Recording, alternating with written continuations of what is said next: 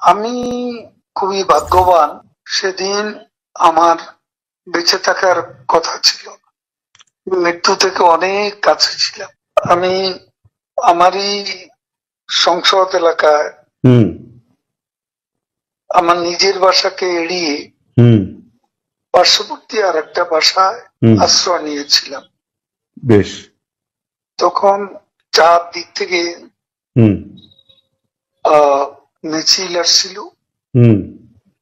এবং এটা আসলে ছিল প্রধানমন্ত্রী গণভবন কেন্দ্রিক, এবং এটা আমরা অবাক হলাম যে সংসদ এলাকাতেও এটা ছড়িয়ে পড়ে এবং একটা লুটপাটের যে লুম্পেন স্টাইলের কতগুলো ঘটনা ঘটে এবং সেখানে বিভিন্ন ধরনের লোক আসে এবং এদের মধ্যে বেশিরভাগই মনে হয়েছে এটা কোন রাজনৈতিক অভ্যুত্থান, এটা লুটপাটের অভ্যুত্থান। না, একটা কথা জিজ্ঞাসা করি, সে তো আমরা তখন সেটা দেখলাম এবং মাননীয় প্রধানমন্ত্রীকেও যে বাসাতে ছিলাম তারা সে বাসাতেও হামলা করে। আচ্ছা। তারা জানতো না যে সেখানে আমি আছি। আচ্ছা।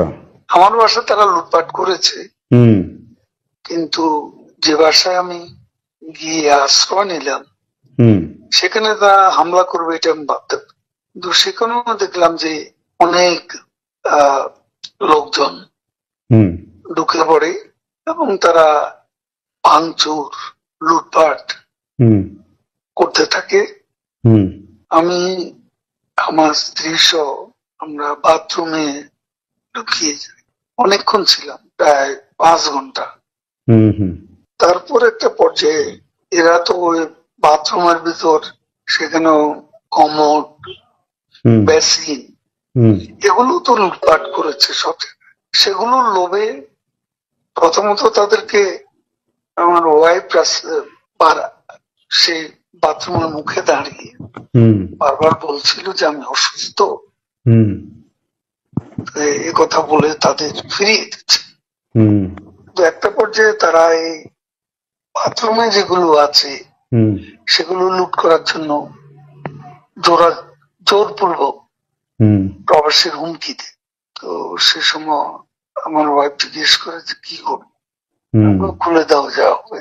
তারপরে 7-8 জন ছেলে ঢুকলো, তার খুবই আক্রমণাত্মক দৃষ্টিভঙ্গি মনোভঙ্গি নিয়ে। তখন হঠাৎ তারা আমার দিকে তাকায়, আমার দিকে তাকিয়ে আপনি নেত্রী চলে গেল, আপনি জাননি কেন? আমি কিছু বলছিলাম। তারপরে ছেলেদের মধ্যে কি ভাবের উদয় হয়েছে জানি না, তারা আমাকে বলে আপনার ছবি তুলবো। তারপর আমার ছবি তুলতে শুরু করলো, সেলফি নিচ্ছিল, ছবি তুলছিল। এরা ছাত্ররা অনেকে আমাকে চেনে, তো কি কারণে তারা তখন আক্রমণাত্মক যে মনোভাবটা ছিল সেটা নিয়ে এসে শীতল হয়ে গেল। এরা ঠান্ডা মাজাজে তখন কথা বলছিল। আচ্ছা।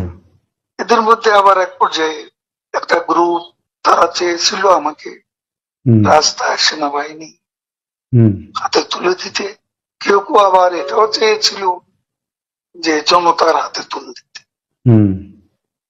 এটা অবশ্যই তখন একটা মানসিক ভাবে ভেতরে ভেতরে ভেঙে পড়েছিলাম। এরপর এরা এদের একটা শার্ট, এদের ওই ব্যাজ, লাল পতাকা শোভিত ব্যাজ লাগিয়ে আবার কালো একটা মুখে একটা মাস্ক দিয়ে আমাকে হাঁটতে হাঁটতে সংসদ এলাকা থেকে বড় রাস্তা গণভবন অভিমুখী রাস্তা ওখানে নিয়ে যায়।